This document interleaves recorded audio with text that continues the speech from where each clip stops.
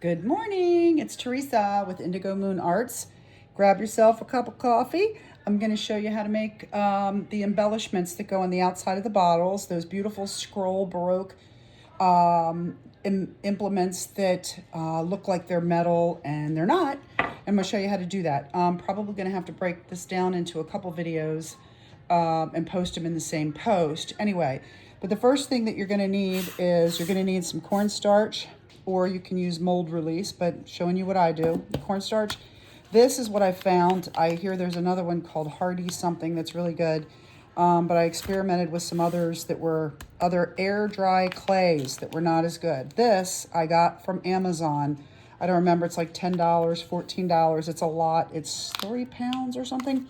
Anyway, I also got the molds from Amazon. I prefer the pink ones, are really nice. I also like them because they're not super deep. Some molds are too deep and then they end up too fat. Just search either scroll, filigree, or Baroque molds, silicone molds, and you'll get a huge assortment of things to choose from. And also make sure you check your sizes. Anyway, these are a couple that I'm using today. And the cornstarch, I'm going to take a paintbrush, just lightly dab it in the top, and just get a little bit of cornstarch on there. And if you brush it into your mold, it'll help you release it and get it out nice and clean. So that's all I do. Just kind of make sure your molds are clean. One thing you'll notice from my videos as an artist, I'm very, not sloppy is not the right word, but I'm in the mode of creation. And when I am, I'm not on camera because my hair is sticking up and, I'm in socks, and this is my happy place. Like Bob Ross, it's my happy place. So I don't care what I look like. I care what I'm sharing. Anyway, here is a dried one from yesterday.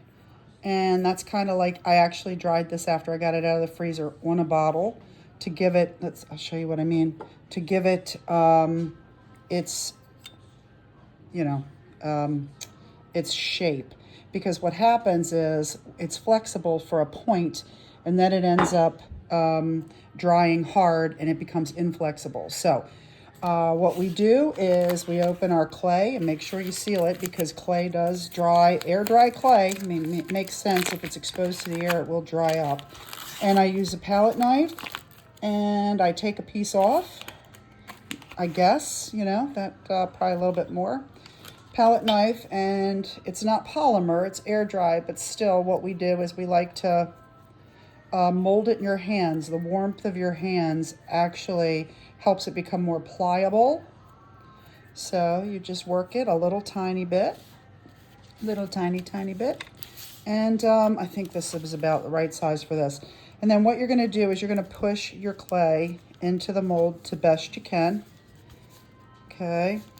And it'd be nice if I don't have in my available right now, but you can use a little roller, like I use a little polymer clay roller. Anyway, I'm showing this. I'm not actually doing it. I probably should actually do it, but I think it'll take too long. Anyway, and then what you do, which is a really important step here, is you, okay, let me just show you what you do. Sorry, I'm not finishing because it takes too long. But you use your palette knife, okay, to take off the top. It's a nice metal palette knife. And then you can use water. You should dip your finger in water. I have water off screen and you blend it like this, and that's how you get your edges, using the water. So you're gonna make sure it's flat, you're gonna make sure it's clean around your edges, and you're gonna pop it into the freezer for about 20 minutes, 15 at the least, 30, probably at the most. If you get to an hour, it's gonna become a little hard to work with.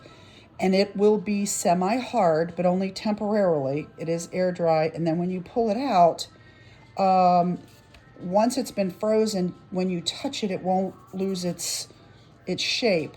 And then it will be easy enough to let it sit on whatever bottle you're using and let it dry there, okay? And then that's how it'll dry. So it's good if you have other bottles to work on. Anyway, it will become more pliable again as it unfreezes, so it's better to handle it for a short period of time before it does that. And then the next thing that you're going to do, this is what I do, and again, I just take one color of paint, and I will do that in the next video. I will show you how I turn this into something that looks like metal. So there should be another video in the post that picks up from here. Thanks for watching.